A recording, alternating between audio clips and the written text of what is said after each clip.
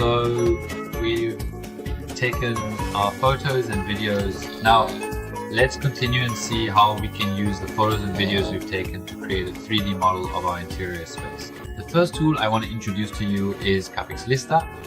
Please note, friends, that this tool is an online platform based on AI where you can upload your video. You can then download the 3D model it creates.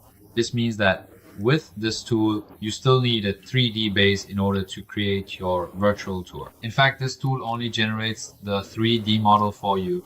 It also creates a sort of virtual tour itself. Now I'll show you the final result, but you can't really call it a virtual tour. It just selects certain points and activates the 360-degree photos at those spots so you can view those areas in higher quality. However, our main purpose in using this tool is just to create a 3D model. And what's even more important is that those of you who have a Theta or Insta camera should pay attention to this tutorial, because currently this tool only supports Insta 360 and Theta cameras. Again, not all of their cameras are supported. For example, among the Insta 360 cameras, it only supports the Insta1 X2. It supports the 1RS, the X3 and the Insta 360 SE. So it supports these four. And among the Theta cameras, it only supports the Theta X, that is the Ricoh Theta X. You can use this one, upload your video to this tool, and then get a 3D model output from it. So friends who don't have these cameras can skip this part of the tutorial and move on to the section where I use Metashape software to create a 3D model. They can start watching from there. But of course, if you're interested, you can still follow along with us. I just wanted to mention this so you don't waste your time. All right. Once we've opened the capixlista.com website, we go to the sign up section and create an account for ourselves. Now, I've already created an account, so if I click here, it will automatically sign me in and take me to my account.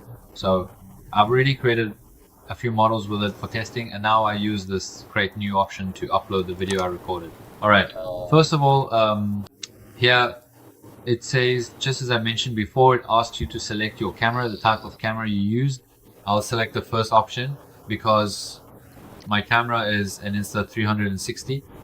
I then proceed to navigate to next, and in the subsequent step it very clearly explains right here precisely which files you will need to upload and in what particular format.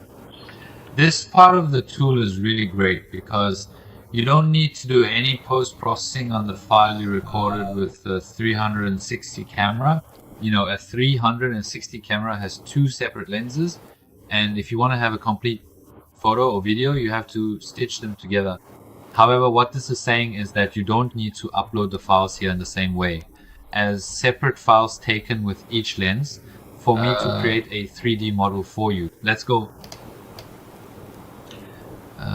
We bring in the videos we've recorded, and in the tutorial for this platform, it says that we can use both regular videos and time-lapse. However, the tool itself recommends using time-lapse because time-lapse files are lighter and smaller in size, making them easier to upload. So keep in mind that I recorded both regular video and time-lapse from this scene. As we said, we want to compare their results together. But in this tool, in Capix, I only upload the time-lapse files because if we want to upload a regular video, the upload itself takes a lot of time. And I just want to give you an output from this tool for comparison so that you can later compare it with a method I'll explain using photogrammetry and Metashape and see which one is better and more suitable for you. So I take both files that I captured using time-lapse, I drag and drop them here, and an important point which is also warned about here is that it says your video or time-lapse should not be longer than 20 minutes. Keep in mind, if that space is very large, if your file or video is longer than 20 minutes, this AI will only consider the first 20 minutes and will develop the 3D model based on those first 20 minutes. So keep in mind that if you want to use this tool, your videos should be shorter than 20 minutes. Okay, we click on the upload option, and well, depending on your computer's speed.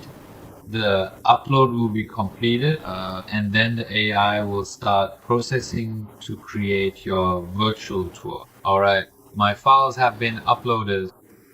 When you sign up, you create a profile for yourself. It asks you for an email address.